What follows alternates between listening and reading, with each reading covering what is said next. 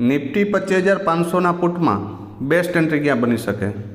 જો ભાઈ first condition મોર્નિંગમાં જ આ પ્રીમિયમ 108ની ઉપર એક 15 મિનિટની કેન્ડલનું ક્લોઝિંગ આપી દે, 108ની ઉપર ફરજિયાત ક્લોઝિંગ આપી દે અને ફરી તમને 85 અથવા તો 108ની આજુબાજુ અથવા તો 90ની આજુબાજુ આ એરિયામાં ક્યાંય પણ સપોર્ટ લેતું દેખાય તો એન્ટ્રી કરી શકાય. 108 ફરી બ્રેક કરી દઈને તો 139 અને 193ના ટાર્ગેટ માટે જઈ શકાય.